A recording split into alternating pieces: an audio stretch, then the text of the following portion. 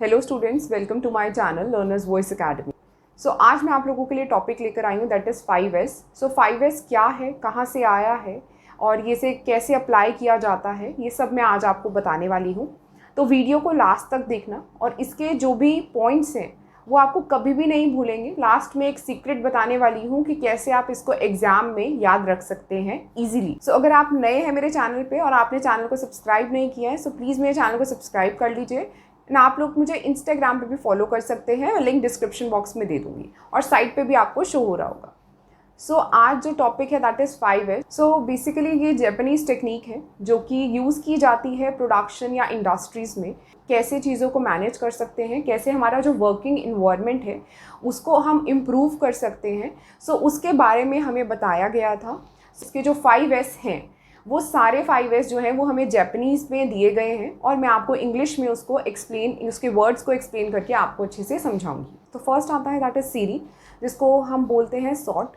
सो हर एक चीज़ को हमारी वर्क प्लेस में जहाँ पे भी हम काम कर रहे हैं, ऑर्गेनाइजेशन, चीज़ों को सॉर्ट करके रखना बहुत ज़्यादा इम्पॉर्टेंट है। आपको जो भी चीज़ रेलेवेंट है, नेसेसरी है आपको जिन चीज़ों की काम है वो चीज़ को आपको अपने पास रखना है और जो भी इररेलेवेंट है, जिनकी आपको ज़रूरत नहीं है, उन चीज़ों को आप दूर रख सकते हैं। तो हर एक चीज़ को सॉर्ट करके रखना कि जो भी टूल्स या इक्विपमेंट्स आपको चाहिए, आपको जो भी पेन, पेंसिल, डॉक्यूमेंट, हर एक चीज़ को सॉर्ट करके रख लीजिए। कौन सी चीज़ हमारे को इम्पॉर्टेंट है, कौन सी चीज़ हमारे को इम्पॉर्टेंट नहीं है, तो वो सारी चीज़ों को हमें मैनेज करना है। देन सेकेंड पॉइंट आता है हमारे पास दैट इज़ सीटर्न।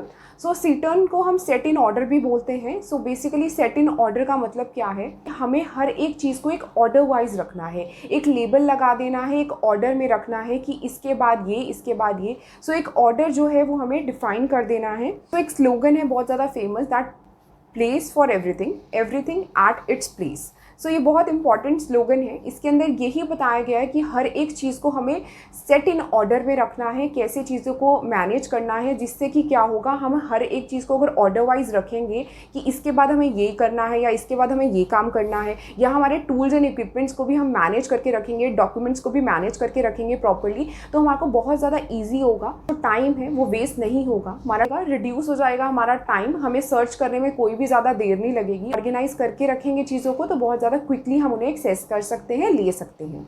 सो इंडस्ट्री में बहुत ज़्यादा ज़रूरी है इसे अप्लाई करना। देन हमारे पास थर्ड पॉइंट आता है that is seesaw, that is shine.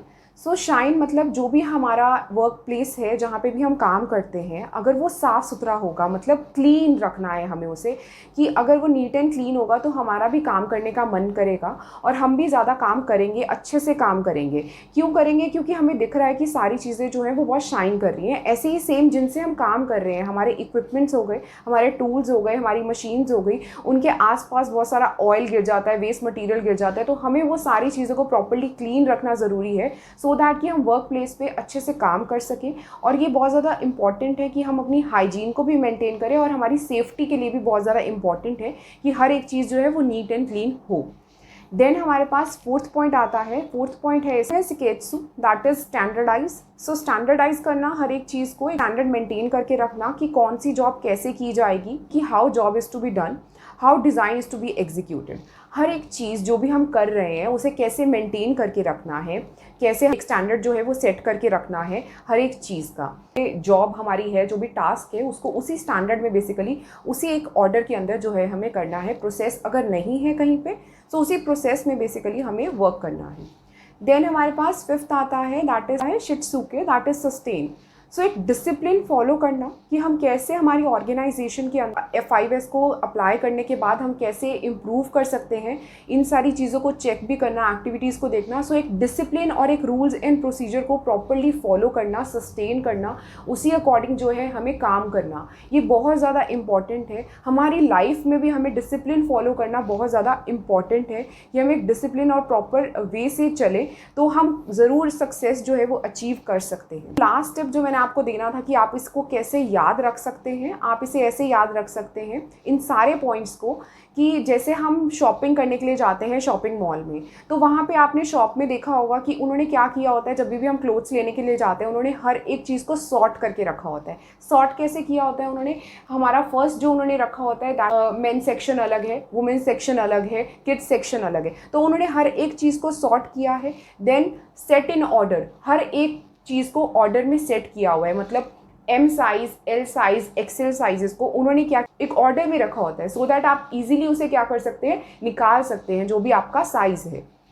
Then third point आता है दैट इज शाइन। हर एक चीज़ नीट एंड क्लीन रहती है वहाँ पे, तभी आपका मन करेगा कि आप जो चीज़ है वो बाय करें, तो इसलिए शाइन, तो वहाँ पे हमेशा शाइन बनी रहती है। एक स्टैंडर्ड, एक प्रोसेस उनका रहता है, वो मेंटेन करके रखते हैं। अगर आपने कुछ भी चीज़ ट्राई करके रख दिया वहाँ पे, तो वहाँ पे किसी ना किसी की ड्यूटी होती है कि उसे दोबारा से हैंग करना है, उस प्रॉपर जगह पे उसको रखना है, एक स्टैंडर्ड जो है उनका मेंटेन करके रखना है, तो ये उनकी जो है वो ड्यूटी बनती है।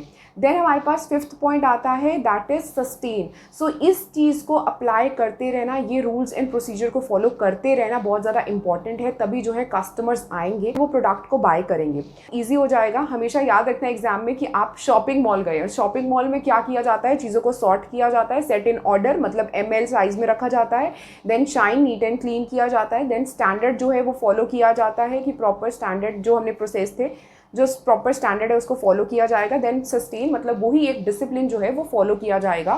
सो आज के लिए इतना ही। अगर आप लोगों को ये टॉपिक समझ में आया तो प्लीज़ लाइक कर दीजिए वीडियो को और सब्सक्राइब कर लीजिए मेरे चैनल को, एंड अपने फ्रेंड्स एंड क्लासमेट्स के साथ भी शेयर करिएगा। Thank you so much.